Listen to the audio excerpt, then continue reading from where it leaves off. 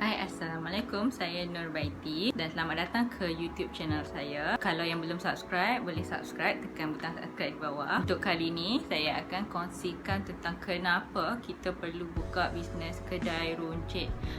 Yang ni penting kalau siapa-siapa yang ada niat ataupun teringin ataupun dalam perancangan untuk buka kedai runcit, anda perlu tahu yang ni. So, let's start. Benda pertama kali yang penting kenapa kita perlu buka kedai runcit ataupun kenapa kedai runcit perlu ada ialah sebab kedai runcit ni ataupun kedai runcit ni sentiasa ada pasaran.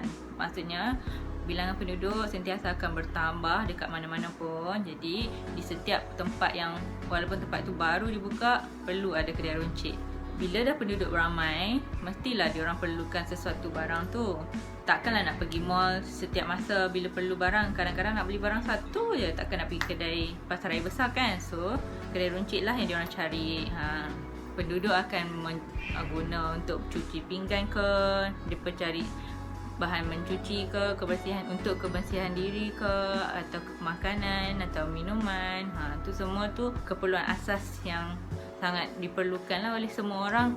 Poin seterusnya pula kenapa kedai runcit ni penting, sebab kedai runcit dijual pelbagai jenis produk. Okay. Kalau just satu jenis produk, contohnya ubat gigi, mesti ada pelbagai brand, pelbagai perisa. Sebab tu kedai runcit penting, sebab lagi banyak pilihan barang yang ada, lagi ramai customer yang datang kedai kita. So, kalau rasa nak buat kedai runcit, pastikan pilihan barang di dalam kedai tu pelbagai supaya lagi ramai customer datang kedai kita.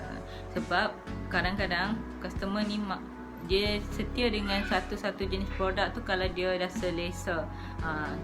Saya pasti semua mesti ada at least satu jenis barang yang you all selesa. Contoh macam shampoo rambut ke, pencuci muka ke, sabun badan ke, atau sejenis makanan atau minuman ke, jenis kicap ke, sos cili ke. Mesti ada certain brand yang you all suka. So that's why penjual kedai runcit perlu pelbagaikan produk supaya ramai customer boleh datang. Next reason pula ialah kedai runcit ni tak perlu guna modal yang besar. Tak semestinya guna modal yang besar untuk mula buat perniagaan runcit. Kita boleh start from small ataupun start from big. Tu pilihan anda. So kalau modal kecil je, so kita mulalah dari kecil dulu, dari bawah dulu. So kalau masa tu dah banyak sangat duit sampai tak tahu nak buat apa, bolehlah guna yang besar, modal besar. So it's your choice, buat pilihan yang terbaik. Kemudian pula nak buka kedai runcit ni tak perlu kepakaran atau kemahiran dalam bidang kedai runcit. So orang biasa yang tak pernah belajar pasal bisnes pun boleh buat asalkan tahu nak uruskan duit belanja kedai, tahu nak asingkan duit bisnes dan duit personal. Okay, so yang tu sangat penting sebab kalau nak bisnes maju dan membesar dengan cepat, pastikan pengurusan kewangan tu betul dan telus tu macam jujurlah, tak tarik duit semenang-menang je. Guna duit tu memang untuk bisnes saja, tak guna untuk personal. Saja-saja guna duit tu untuk duit berjoli, bercuti-cuti ke.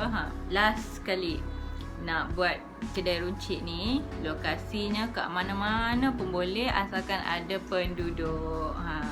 Nak buat kat rumah pun boleh, nak sewa kedai pun boleh, mana-mana boleh.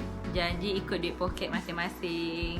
Kalau rasa duit tak banyak, buat kat rumah je lah, supaya jimat duit tu boleh guna untuk beli stok barang yang pelbagai. Sebab yang tu paling penting. Kedai tak semestinya nak mewah baru orang datang tau. Kadang-kadang kedai tu at least senang untuk customer access barang tu ataupun bersih pun dah okey sangat dah. Tak perlu nak mewah-mewah, pasang aircon sangat ke apa ke, kecuali kalau duit dah banyak sangat.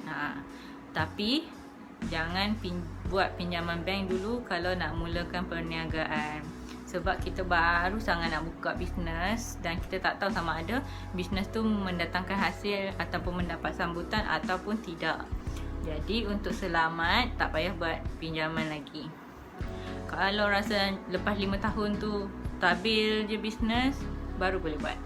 Lagi satu, buka bisnes kedai runcit ni, kita bukan target pada orang besar-besar ataupun orang-orang yang bekerja saja tau. Sesiapa pun boleh datang beli, asalkan ada duit lah. Even kanak-kanak pun boleh datang beli barang. So benda ni macam open lah, semua boleh masuk. So kalau bisnes tu macam bisnes produk kecantikan ke atau spesifik kepada satu benda, hanya orang tertentu sajalah, market segmen yang tertentu saja yang boleh beli barang tu. Contoh barang kosmetik tadilah, perempuan je lah yang biasa beli guna, ataupun kedai alat tulis. Hanya orang-orang tertentu yang masih menggunakan alat tulis je yang akan masuk kedai alat tulis. Kalau orang yang lain yang biasa-biasa yang tak gunakan sangat alat tulis tu, kadang-kadang diorang hanya beli kat kedai runcit je. Jadi kedai runcit tu pilihan terbaik kalau nak buat bisnes dalam bentuk produk. So tu saja poin-poin untuk saya kongsikan tentang kenapa bisnes ni sangat best. So hope you enjoy the video. Thank you for watching and see you in next video. Bye.